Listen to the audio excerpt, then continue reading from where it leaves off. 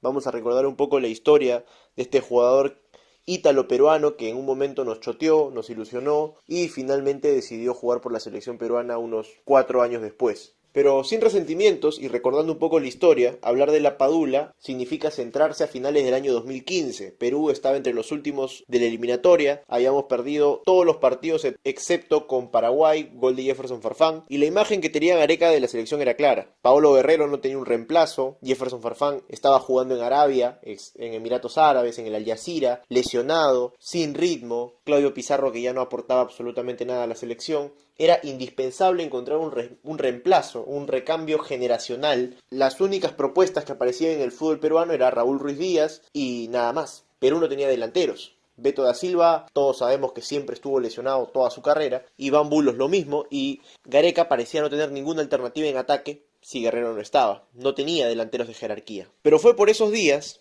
que una página de Facebook, porque no fue una agencia de scout de la Federación Peruana de Fútbol, ni nada por el estilo. Fue una página de Facebook llamada Embajadores Criollos, a quienes se les debe el mérito, descubrieron a Gianluca Lapadula, un delantero italiano de madre peruana que estaba siendo goleador en la Serie B, en el Pescara Calcio. Lapadula era categoría 90, en ese momento tenía 25 años, era de la misma generación que Raymond Manco, los Jotitas, pero nunca antes en la federación se había escuchado el nombre de Gianluca Lapadula. Realmente nadie había escuchado antes el nombre de Gianluca Lapadula, era un completo desconocido para nosotros. Unos años antes de arribar al Pescara Calcio, Lapadula había tenido su primera experiencia fuera de Italia, donde había jugado en equipos de la tercera y cuarta división italiana, pero fue en el 2013, a la edad de 23 años, que emigra a Eslovenia, un país que está cruzando la costa del mar Adriático, muy cerca de Italia, juega en el Gorica, equipo donde conoce a Johnny Vidales, que acababa de firmar contrato, y es en el Gorica de Eslovenia donde Lapadula juega 28 partidos y mete 11 goles en liga, contando copas fueron 32 partidos y 14 goles, cifras que le valieron regresar a Italia, pero para jugar en la tercera división, exactamente en el Teramo Calcio, un equipo de la Serie C, donde Lapadula juega 41 partidos y marca 24 goles. Y fue aquí, con 24 años, que el nombre de Lapadula empezó a sonar en las divisiones de ascenso del fútbol italiano y le valió ser contratado por el Pescara Calcio de la segunda división de Italia. Un equipo que es como un ascensor que suele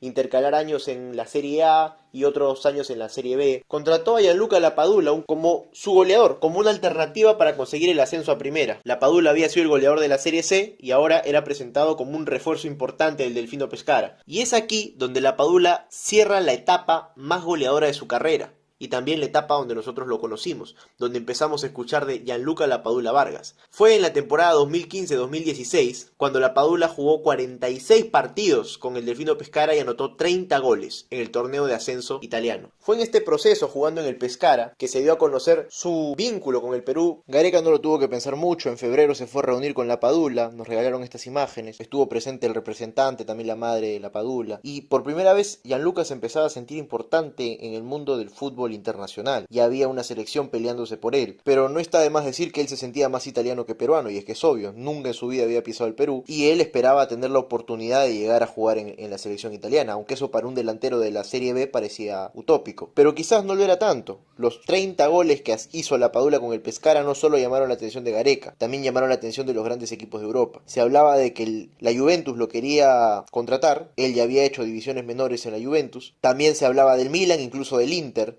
Finalmente Lapadula termina firmando por el Milan, recibió la casaquilla 9 y ahí empezó su aventura. Con respecto a Gareca, vale decir que Lapadula declinó la oferta diciendo de que la Copa América Centenario, que era el torneo donde Gareca pensaba probar a Lapadula, coincidía con los playoffs del Pescara y por tanto no se sentía bien abandonar al Pescara previo al ascenso por irse a jugar con la selección peruana, lo cual tenía mucho sentido, pero también fue una excusa de Lapadula para simplemente declinar la oferta de Perú, porque ya sabía que había grandes equipos del fútbol italiano interesados en contratarlo, y esto evidentemente lo podía acercar a la selección italiana. Es así como Lapadula simplemente no fue a la Copa América del 2016 en Estados Unidos. Gareca entendió que el jugador no estaba interesado y la novela quedó ahí. Lapadula firmó con el Milan, empezó a jugar en el equipo más grande de Italia a nivel internacional, que estaba en crisis, un Milan venido a menos, que evidentemente contrataba a la estrella de la segunda división como refuerzo. El Milan en sus mejores años no habría ni siquiera mirado en la Serie B, pero bueno, era la gran oportunidad de la Padula en el máximo circuito italiano. Era la primera vez que la Padula iba a jugar con 26 años la Serie A. En el Milan la Padula hizo un par de goles, que los pueden ver aquí en el video. No terminó por sorprender en el Milan, terminó siendo prestado al Genoa, pero en este periodo ocurrió lo que Gianluca tanto buscó. Fue convocado a la selección italiana. Ventura, el técnico en ese momento de la selección italiana, que será recordado históricamente por haber dejado a Italia fuera del Mundial, hizo una selección alterna para jugar un amistoso contra la poderosísima selección de San Marino, que bueno, seamos honestos, es un rejunte de panaderos y artesanos y taxistas. Fue así que Italia venció 8-0, marcando el debut de la Padula, y Gianluca metió 3 goles en ese partido. Pero bueno, ¿quién no le hace goles a San Marino, muchachos? Tampoco nos vamos a hacer los giles. Se esperaba que la Padula volviera a ser convocado en estos amistosos bastante parejos que se suelen realizar en Europa, pero la realidad es que Ventura no lo volvió a llamar. Gianluca no hizo un mal partido, metió 3 goles, y bueno, el rival tampoco le exigió mucho. En esa selección también estuvo presente Petagna, Conti, D'Ambrosio y otros jugadores que sí volvieron a tener continuidad en la selección italiana, pero a la Padula simplemente lo dejaron de tener en cuenta. Quizás esto le dolió a Gianluca Lapadula, que más parecía una especie de trofeo al cual Italia, por mostrar el músculo, había convocado, pero realmente no lo necesitaba, no lo volvieron a convocar y no le volvieron a dar otra oportunidad. Quizás en este momento el jugador se sintió utilizado porque parecía que la Nacional Azzurra solamente quería convocarlo para descartar su posibilidad de que juegue por Perú. Pero al ser esto un amistoso, pues esto no era un impedimento para que más adelante pueda escoger a la selección peruana.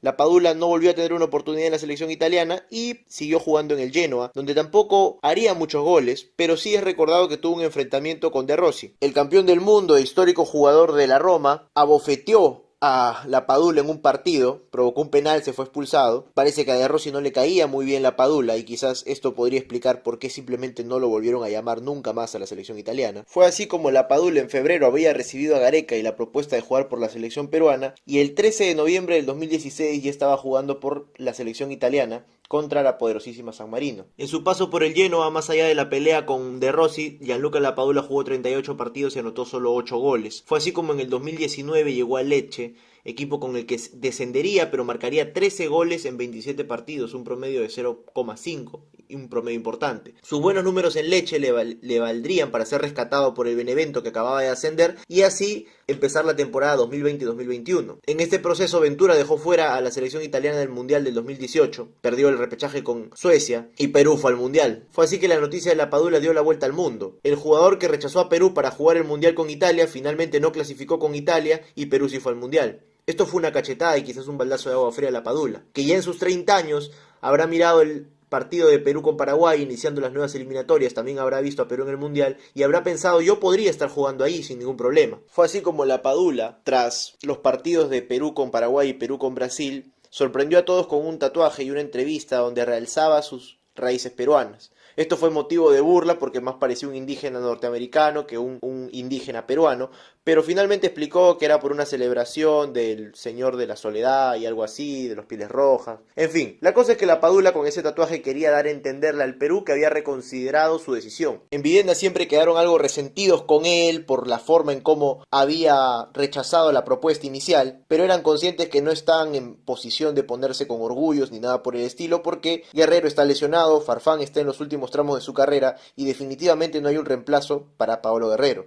La Padula ya no es el jovencito de 25 años que nos impresionó en el Pescara, sino que ya es un hombre de 30 años que empieza a entrar en la última etapa de su carrera, en el último tramo de un futbolista, pero que aún le quedan un par de años para aportar a la selección peruana y rendir en el máximo circuito italiano. Igualmente, la federación esperó que la Padula se acerque. Esta vez era claro su interés en jugar por el Perú y se comunicó con Gareca para pedir asesoría a la federación para tramitar su DNI, el cual se ha hecho en tiempo récord y, como todos hemos visto, ha sido una oportunidad perfecta para crear una muy buena cortina de humo del Estado peruano, que se encargó de anunciar por todas sus redes, Cancillería, Canciller, RENIEC, etcétera, que la documentación de la Padula va a volar y va a ser lo más rápido posible para que el jugador pueda llegar a la convocatoria para los partidos con Chile y Argentina. Usar a la Padula en estos partidos ya será decisión de Gareca, como también será su tarea integrarlo al grupo. Se entiende que el vestuario de la selección es un vestuario sano, que busca clasificar al Mundial, y la ayuda de la Padula para esto es indispensable. Cabe mencionar que el caso de la Padula hizo que la federación federación se ponga las pilas y monte una red de scout para seguir a chicos de ascendencia peruana que estén jugando en Europa y que de esta forma no se repite el caso de la Padula, sino que se les pueda reclutar desde jóvenes. Hay muchas expectativas con la Padula, y es que en el Perú siempre nos hacemos expectativas con los jugadores nacionalizados o que han vivido en Europa y que son de ascendencia peruana. El último caso que se me ocurre es el de Benavente, jugador que de joven eligió jugar por Perú y que siempre ha sido muy querido por la hinchada peruana, pero que ya no es considerado en la selección por Gareca. Veremos si la Padula puede estar a la altura de las expectativas que ha generado su decisión de jugar por la selección peruana. Le han puesto una mochila muy pesada y aún hay gente que rechaza su posible convocatoria por el hecho de haber rechazado al Perú inicialmente. Pero seamos honestos, la Padula le mete un gol a Chile en Santiago y todo el mundo se olvida de eso. Además, que la Padula juegue en la Serie A italiana no es garantía de que venga al Perú y rinda.